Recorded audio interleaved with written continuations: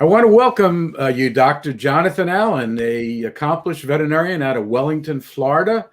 You work on show jumpers and thoroughbred racehorses, and you're quite the accomplished clinician in one of our favorite states of Florida. Now, talking to you directly at Tokyo, representing Team Israel, as we could see from that beautiful hat, in Tokyo Olympics. Well, thank you for having me. We know each other pretty well, so we're going to drop the formalities, and I'm going to call you John. You're going to call me Greg, and we're going to just keep rolling. But let's start back 2019. I remember getting a call from you saying that you were going to go to Moscow to represent Team Israel in their attempt to maybe make the Olympics. And you said, this is a rare opportunity. I'd like to do it. What do you think? And we chatted a bit, and I know you really wanted to go, and you did go. So tell me just briefly, what was that experience like to lead you to this point? Israel had never had a equestrian team, and this was their maiden voyage to present a team as well as qualify for the Olympics. That was the Olympic qualifier in Moscow, which we all went as a team. The first time we've competed as a team, and we won in the last round. Danny Wellman pulled it off, and we beat Poland and Russia, as well as a number of other teams there, to qualify to be here in Tokyo 2020, now 2021. And it was a very exciting time and a real honor to be a member of the Israeli equestrian team. And I've continued to represent them as their veterinarian in numerous venues, the European Championships, Nations Cups in Florida, and now back here in the Olympics. And I've been able to follow this team for a number of years, get to know the participants and the horses. So I'm sure this is a very exciting and exhilarating experience for you to come this far. And you started as a neophyte at the early stages. You're one of the historic beginners. Yeah, that's correct. I was there when we just inaugurated the team, and I've been there ever since. And it's been an unbelievable journey. The people of Israel haven't really embraced this because this is all new, and the team is quite competitive worldwide, and it's been a very exciting journey. Well, you and I have been in the equestrian world, both of us, for quite a period of time. You don't end up in these positions just starting out. And very interesting. I'm not speaking out of school, but I remember many years ago giving a tour of my veterinary hospital to a young visiting female named Danielle Goldstein, who is now Danny Waldman, and she's probably the premier rider at this particular point. So I couldn't be any more proud of her and the team and all that goes on with this production. Now, I don't want to get into too many negatives, but probably your best rider was Daniel Blumen, and he got knocked out because of a clerical error in registering his horse as an Israeli horse versus American horse. I know you don't have any effect on that. I know it's an FEI decision. They're pretty tough on that. You have just a couple comments about that whole disappointment and experience? Yeah, we're really disappointed that he can't compete here because he was one of the star riders, and his horse had some kind of ailment that prohibited him from coming here. So the backup horse was in the process of being transferred from a U.S. to an Israeli certification, which didn't happen quite in time, and prevented that horse and Daniel Blumen from attending this Olympics. But he'll be back, and it opened opportunity for other people. And the team has gotten quite deep. There's a lot of other riders now that have joined. Well, he's a great rider, and he's a great person. I've met him personally. I did an interview with him after winning one of the Hampton Classics one year, and truly a remarkable individual. And as I recall, back then he was actually on the farm living as a guest in one of the outhouses there with McLean Ward, and he complimented McLean for teaching him so much and getting him to the point where he beat him in a major competition like that. Truly a very honorable person. So we wish him well and hope that we will see him back, which I know we will. Why don't you tell me a little bit about the other four members or three members? We all four at the same time that will be competing this year. Well, there's the other one, Ashley Bond, which is originally from California, and Ashley was on the initial team in Moscow that qualified for the Olympics, and she's been through the team at all the major events since then. She's an outstanding rider. We're really very hopeful that she'll have a tremendous Olympics. She has a great horse, and then there's Abby Michon, which competed in 2 Olympics for Mexico and is now competing for Israel. And he's kind of like the veteran person on the team, the one who knows most of the ropes because he's been through a number of these in the past. And he is now being able to compete on this team. And then there's a new young rider, Teddy Vlock, with an excellent horse of Amsterdam, and he's the alternate on the team, but he will be competing in the initial events, and we'll see who competes with the team events based on their initial performance. Yeah, it's great. I just learned the rules here interviewing Joe Farges before, but technically you enter four members, and I guess it's up to each individual team to decide either beforehand or at the moment who's going to be riding in the 3-person team competition. The other one gets to be an individual rider. Am I correct in that? Yeah, they'll be dropping a rider, so all 4 are essentially competing, and then one, like a low score, one rider will get dropped for the final event for the team competition.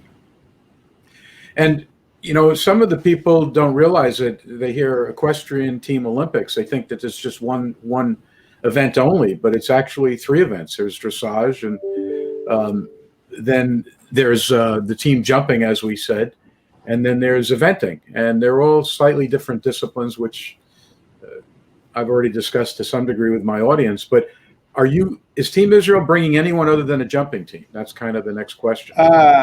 There's no registered 3-day eventers at this time. Last year or 2 years ago at the European Championship, we did have 2 dressage riders, and there are some dressage riders that are on the team, but none of them qualified for the Olympics at this time, but possibly in the future. I've seen a number of the postings that Danny Waldeman has put up, and she is encouraging to build the team. I'm sure she's not the only one, but she's one of the most outspoken, and she's asking for people to get involved and to develop. The horses train between Europe and Florida, really. Okay. So none of these horses go to Israel. Sometimes the riders go to Israel and put on exhibitions, but not with these horses. These horses, how many horses, riders, grooms, how many people are involved to bring Team Israel into this competition? Well, there's 4 riders, there's 4 grooms, there's, of course, the veterinarian, and then there's a number of other support people that have come. Ashley came with her father and her mother. You were allowed an owner, so there's, with 4 horses, there may be about 16 people in all coming here. I'm staying here in the equestrian park. I'm sequestered here. Basically, I can only go between here and the Olympic Village. Can't go to any venues, can't go anywhere else. So basically, it's 2 weeks here in the equestrian park because I really have to be available here most of the time. And to go to the village is about a half an hour, 40-minute ride on a shuttle bus, and then you have to wait for it to come back. So my time is spent mostly here. In a previous interview, I found out that the USA team brings over about 4 people and 16 horses. It's quite an entourage, and I'm sure you would love at some point to get to that stage. But the logistics of all these riders and the horses and the grooms and the equipment is something phenomenal. It really is phenomenal, and it takes a whole team of volunteers and people working. Now, most of the people, are they self-funded to get over there, or is there a little bit of support, or are you guys just good troopers and you just want to do this for the sake of competition? No, I think at the Olympics, the national federations are supporting the riders, this whole endeavor. And in addition to what the Olympics provides as a stipend for the transportation and stuff like that, all the horses were previously assembled in Aachen, Germany for 5 days or 6 days for a quarantine. Even the US, Israel, most of the Europeans, except for France, they quarantined in France. And that's where I came from. I flew from Florida to Germany and was there for 5 days with these horses during their quarantine, where they were exercised at the Aachen showgrounds. And then they were shipped on Emirates Airlines. I think there were 36 horses in containers on 2 flights for the jumpers. They were the last to arrive here. And they flew, I think it was something like 18 hours. They stopped to refuel and then arrived here in Tokyo. And they're here in the stables. The stables are air conditioned. It's quite warm here, very much like Florida. There's a little typhoon off the coast here, but it's really not affecting us, just some light rain today. The horses all fly in containers and then arrive here, and they're very exhausted, the same as we are with the time change and the long flight. And so today they are just recuperating, a light day for them as well as it is for us. Are there any unique situations you have to be concerned about that you wouldn't if you were back in Florida doing your routine practice? Other than, you said, the heat, you're used to that. Is there anything else that's of any major consequence, or is it basic veterinary healthcare? Is that basically your concern? Yeah, this is very much like what I'm accustomed to in Florida. Here, we're fortunate they have these cooling tents here with mister fans in it that drops the temperature inside there. I don't want mess being 15 degrees cooler. So if the horses feel like they're getting overheated in this heat, they just pop into those misting tents and they cool them down, and they can go on their way or go back to the barn. Most of the activities here happen early in the morning or in the evening, where the temperatures are considerably cooler. During the mid part of the day, most of the horses are in their air-conditioned stalls and resting. Well, I have to ask you this question. It might be a bit controversial, but in all my readings to learn about all the people involved with Team Israel, Danny Waldman comes out.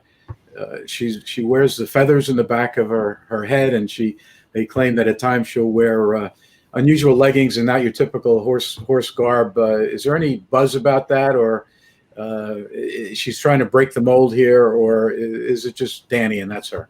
Danny is Danny. She hasn't arrived here yet. They haven't seen Danny with her feathers here in Tokyo yet, but she conducts herself very professionally, and this is the image that she likes to pervade, and it attracts a lot of young people, maybe in a different way to the sport that wouldn't necessarily be. And any sport needs new blood, and to make it a little more exciting and interesting. So if that's what she's introducing, so be it. And maybe it's all for the better.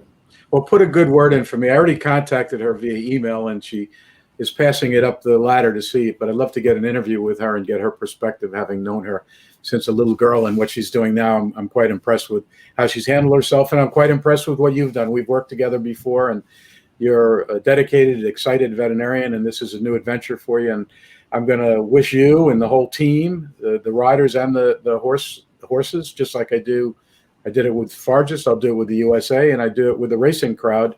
I always wish everyone a safe trip, because that's the most important thing. We really care about these horses. They're part of the family. Oh, thank you very much, Greg. Well, thank you, and hang in there. And I hope you come back with some good stories. I'd be glad to hear them from you, Jonathan. Okay, regards. All right, thanks.